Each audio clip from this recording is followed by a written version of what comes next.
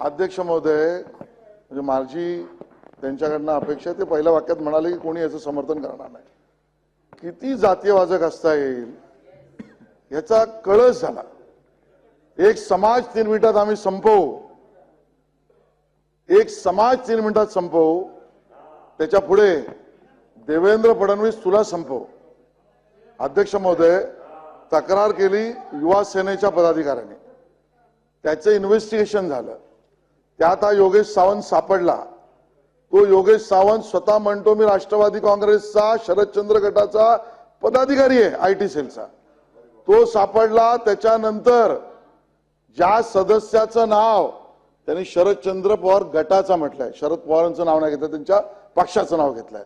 आणि त्यामुळे माननीय विरोधी पक्षनेत्यांना कदाचित हा चेक करा तुम्ही, ते बोलले राष्ट्रवादी काँग्रेस शरदचंद्र गट हे बोलले.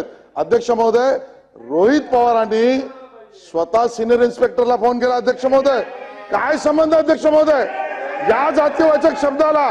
उपमुख्यमंत्र्याला संपव. आणि म्हणून आम्ही म्हटलं अध्यक्ष महोदय झाली. पोलिसांनी त्याला पोलीस स्टेशनला काल आणलं होतं, जबाब घेतला. एक दिवस तिथं पोलीस ठाण्यामध्ये ठेवलं सुद्धा, आणि आता त्याला कोर्टात घेऊन जात आहेत.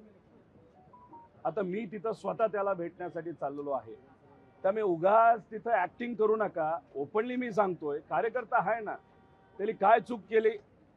एक कुठल्या तरी यूट्यूब चॅनलनी जो व्हिडिओ नाहीतर एक मुलाखत एका सामाजिक कार्यकर्त्याची घेतली होती, ती मुलाखत फक्त त्याने सोशल मीडियावर त्याच्या पेजवरती टाकली. आता तुम्ही त्या यूट्यूब चॅनलवर कारवाई करत नाही. तिथं जो पत्रकार होता, ज्याने ती इंटरव्ह्यू घेतली, त्याने परवानगी घेऊन केली का नाही गेली का लोकांचं मत फक्त तिथं मांडलं, त्यांच्यावर तुम्ही काय करत नाही आणि या कार्यकर्त्यांवर करता.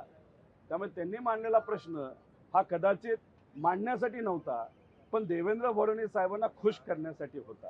3 दिवसापूर्वी एक बैठक झाली.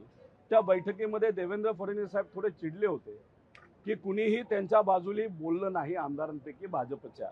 आता त्या दिवसापासून आतापर्यंत जर बघितलं तर प्रत्येक भाषणामध्ये सामान्य व्यक्ती कुठंच दिसत नाही, पण देवेंद्र फडणवीस साहेब नक्कीच दिसतात. देवेंद्र फडणवीस साहेबांनी हे केलं ते केलं. त्यामुळे एखाद्या नेत्यावर खुश करण्यासाठी तुम्ही जर इथं उगाचच काही कार्यकर्त्यांची नावं घेत असाल, त्यांच्यावर कारवाई करत असाल, तर आम्ही तरी शांत बसणार नाही. दबावाचं राजकारण आहे. मी म्हणलो ना, गुंडाचा वापर केला जाईल. बघा आता होतंय काय. राजकारणातील प्रत्येक अचूक बातमीचे सर्वात आधी अपडेट्स मिळवण्यासाठी सरकारनामाच्या सर्व सोशल मीडिया प्लॅटफॉर्मला लाईक, फॉलो आणि सबस्क्राईब करा. तसंच सर्व नोटिफिकेशनसाठी बेल आयकॉन प्रेस करायला विसरू नका.